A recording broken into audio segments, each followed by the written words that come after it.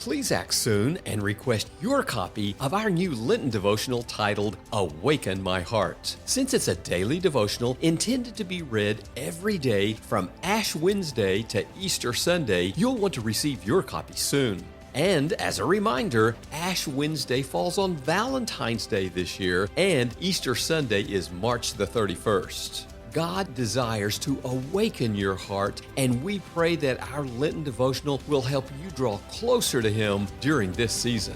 Visit thedailyarticle.org today to request your copy of Awaken My Heart, a Lenten devotional. Greetings. Welcome to the Daily Article Podcast for Tuesday, January the 24th, 2024. Today's article is written by Denison Forum co-founder and CEO, Dr. Jim Denison, and narrated by Chris Elkins. Whom should we blame for the confusing state of American politics? Christians, but not for the reasons you might think. Donald Trump won last night's New Hampshire Republican primary. This is good news for his campaign in a variety of ways. In 12 of the last 14 elections, the Republican who won New Hampshire went on to become the party's nominee. No Republican candidate has ever won the first two states and then lost the nomination. Though Nikki Haley vowed to stay in the race, Mr. Trump leads her nationally 67% to 12%. Does this mean his path to the nomination is secure? Not exactly. He is facing legal battles that threaten his eligibility to run. In one poll, 45% of Republican respondents said they would not support him if he were convicted of a felony. He is one of only a handful of ex-presidents to run for the office again, and only Grover Cleveland did so successfully. On the other side, President Biden wasn't on the printed ballot, but he still won the Democratic primary. He wanted South Carolina to hold the first primary, but New Hampshire refused to move its election, so Mr. Biden's campaign chose to not participate. However, his supporters staged a write-in effort that secured his victory. Does this mean that Mr. Biden's path to the nomination is secure?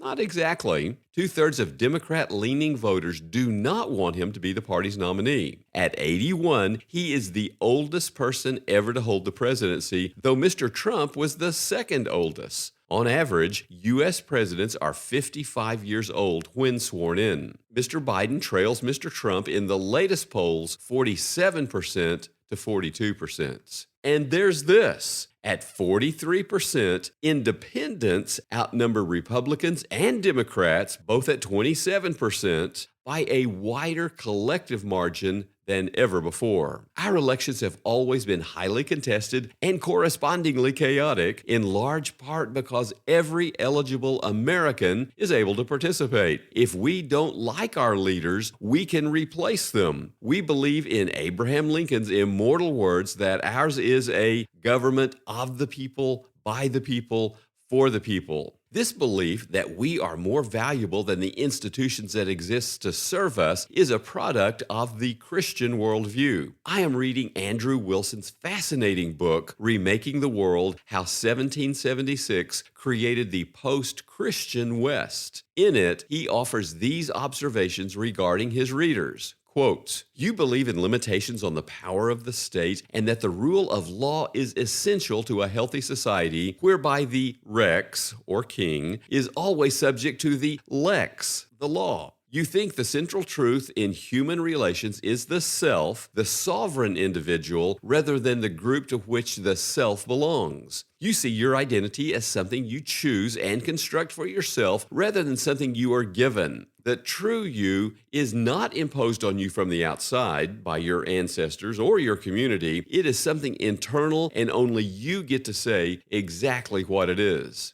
End quote. These beliefs, according to Wilson, are Christian assumptions about the world that Americans embrace whether we believe in God or not. The biblical worldview motivated our nation's founders and undergirds our democratic commitment to the unalienable rights of every person still today. Here's the problem. Americans have forgotten why we are so valuable. Our government should serve us not because we are worthy of being served, but because we, not our institutions, are the objects of our Creator's passionate love. And we learn in 1 John 4, verse 8, that we are the objects of His love, not because we deserve His love, but because He is love.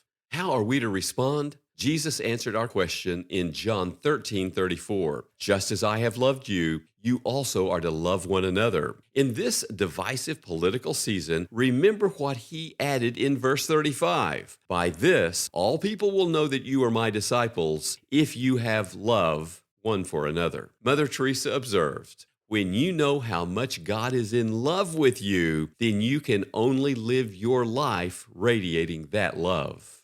Do you know how much God is in love with you today? The Denison Forum team is grateful for our daily article podcast subscribers. Please share the podcast with others. And for more news discerned differently, visit denisonforum.org.